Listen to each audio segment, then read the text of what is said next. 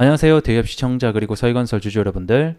저는 서희건설 관련해서 여러분들이 투자하시면서 알아야 되는 중요한 이슈와 주가 영향을 미칠 만한 요소들 하나하나 전달해 드리는 멘토 이진욱입니다. 자, 오늘 여러분들과 함께 얘기해 볼 주제는 이제 슬슬 좀 반등의 기미가 오지 않나, 뭐 이런 그 지표들이 반등을 하고 있더라고요. 그래서 오늘은 이와 관련된 얘기들 좀 함께 해보도록 하겠고, 그 다음에 이 주가의 기술적 분석, 그리고 이런 금리 인하, 뭐 이런 좀 전반적인 산업적인 부분들도 함께 얘기 나눠보도록 할게요. 뭐 사실 주가가 지금 현재 계속 바닥에서 좀 지지부진한 흐름을 보여주고 있기 때문에 좀 기술적 분석보다는 전반적인 산업적인 분석을 토대로 해서 여러분들과 얘기 나눠보도록 하겠습니다. 우리 서희건설 같은 경우에는 국내 도급공사만을 진행을 해서 매출을 일으키고 있는 회사 중에 하나입니다. 사실 이렇게 국내 주택시장이 안 좋을 때는 해외 시장으로 좀 눈을 돌려가지고 매출을 좀 다변화를 일으키면서 실적을 함께 좀 들어 올려줘야 되는데, 사실 이 국내 도급공사만 진행하는 회사다 보니까 이 매출이 21년도 때부터 좀 정체하는 기간을 좀 보여주긴 합니다. 자, 그래서 실적을 먼저 보게 되면 24년도 올해 1분기죠. 1분기에 영업이익 약 한 487억, 매출액도 한 3,600억 정도로 해서 뭐 사실 크게 막 올랐다 그리고 크게 막 내렸다라고 보기보다는 그냥 원래 하던 수준으로 했다라고 저는 보여집니다.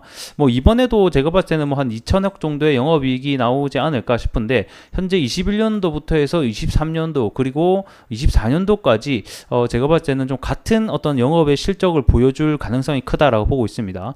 결국에는 이 국내에서만 도급공사를 진행하기 때문에 이 국내의 주택시장이 올라가줘야지 함께 올라가 줄 수 있는 부분들이 있다라고 보시면 될 것 같고, 자, 그래서 다시 주가로 돌아와서 결국에는 실적이 이렇게 올라가 주지 못하니까 주가도 함께 좀 정체를 하는 모습들을 우리가 확인해 볼 수가 있습니다.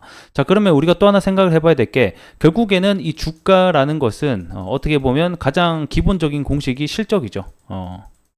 그러면 지금은 사실 이제 이 실적 베이스로 인해서 주가가 올라가기가 조금 어려운 부분들이 분명히 있단 말이에요. 그럼 이게 도대체 언제 올라갈 거냐, 이 부분에 대해서 좀 함께 보도록 할게요. 자, 제가 가지고 온 표는 요쪽이 이제 금리 인상을 하는 부분이 되겠고, 요쪽이 이제 아파트 매매 거래량입니다. 월별. 그래서 제가 좀 이걸 가져와 봤는데, 사실 지금 현재 이 국내 건설주들이 대부분 하락을 하고 있는 가장 큰 이유가 바로 이 금리죠. 결국에는 이 고금리 현상 때문에 이 주택 시장이 얼어붙으면서 부동산 가격 그리고 부동산 매매 거래량도 얼어붙으면서 이게 결국에는 건설사로 이어져 오게 되는 겁니다.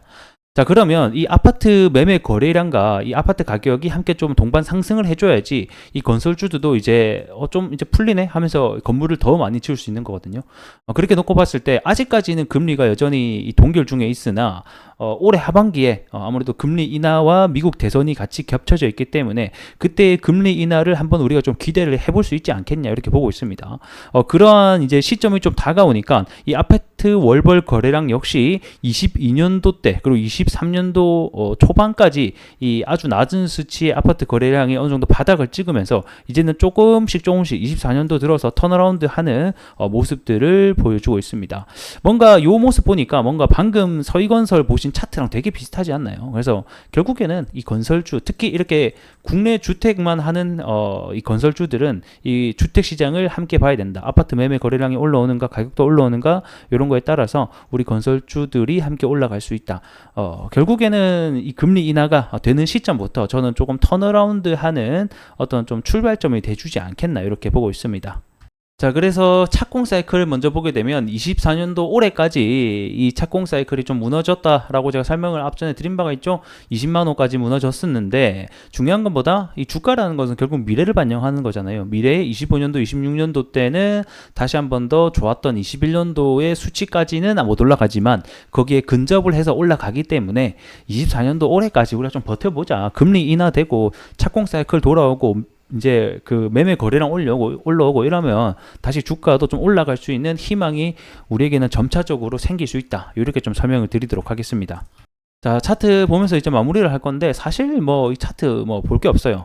왜냐면 여기 1년 구간 안에 계속해서 이 박스권 이 상단과 하단에서 주가가 결국 나는 거거든요. 그냥 뭐 또 지수 안 좋고 이렇게 하면 같이 떨어지는 거고, 그러다가 또 지수도 올라오고 뭐 이런 호재거리가 있으면 올라오는 거고 뭐 이렇게 되는 거죠.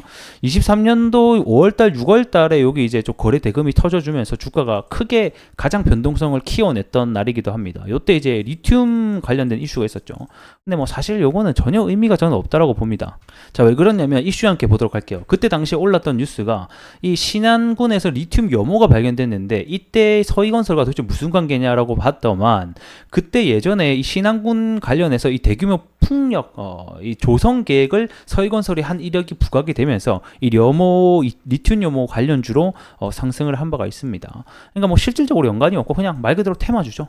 특히 이런 거 같은 경우에는 단기적으로 올라갈 가능성이 높다라고 보면 되겠고, 결국에는 해당 이슈 때문에 주가는 올랐지만 뭐 전혀 이 실적과 또는 이 기업의 가치와는 전혀 무관한 어떤 그러한 부분들이 있다 보니까 다시 주가는 원래 자리로 되돌아왔다라고 보시면 될 것 같습니다.